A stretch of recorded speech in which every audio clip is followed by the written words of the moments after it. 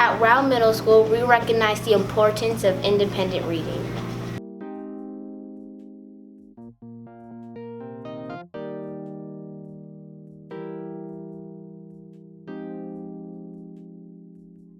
We understand how it catalyzes creativity. We know it helps us understand the world around us and develop empathetic connection with individuals of all different backgrounds. We recognize that we build reading skills through books we love, which helps us to be successful not only in our language arts classes, but in other classes as well. We know that being well-read will assist us in becoming well-rounded individuals and will greatly aid us in our adult lives. That's why we emphasize reading so much at Rowe, and we emphasize it in so many different ways. In the past years, we've given book recommendations on the Shamrock News with students telling the rest of the school about books they should read. The Hit You Give by Angie Thomas. The book revolves around a girl named Star Carter. Welcome to another segment of It's Lit, and this week we're doing Coraline by Neil Gaiman. This year, we've taken it a step further and created our very own podcast called It's Lit. Like me as a Hispanic, it's really hard to find books where people from my nationality are in the story. And when I do find them, they're too exaggerative. It's not believable, like Kiana was saying, and it's like, I don't want to read that, but Rick does a really good job in that, and that's why it's part of my favorite, because it's like, yay, I'm involved in something. The podcast is available on all streaming services and releases about every 2 to 3 weeks. The podcast features students and staff members of Rowe Middle School talking about the books they love. Reading is a major part of our 7th and 8th grade language arts grade. One way we track our reading is using Accelerated Reader. AR has tests for pretty much every young adult novel out there, and when students finish a book, they take a test on the book. When a student passes the test, AR records the number of words in that novel and adds it to their word count. From there, we have reading word count expectations.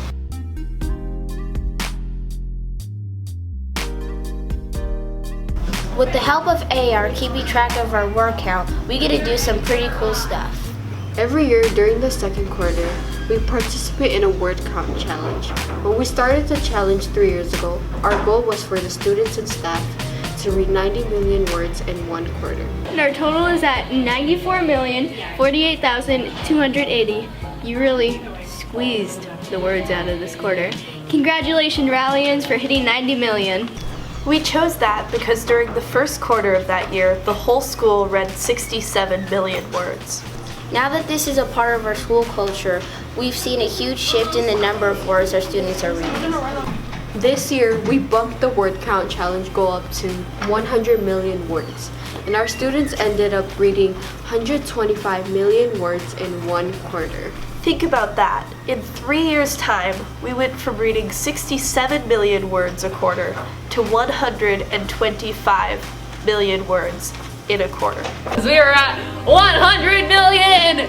We've added another reading word count challenge we started this year. It's the Everybody Reads Challenge.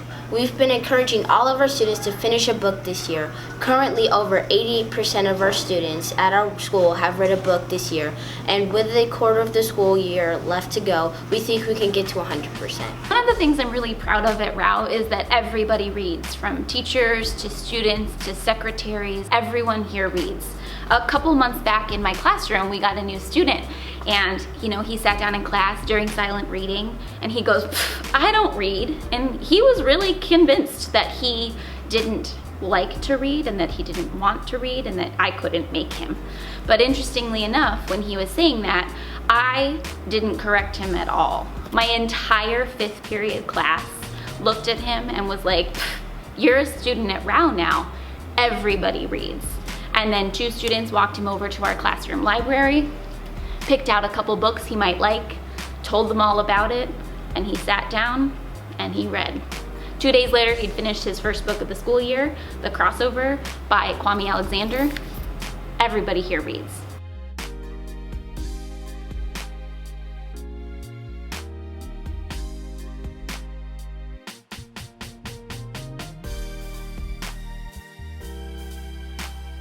Members earn a bracelet, a sticker, and invitation to an end-of-the-year pizza party.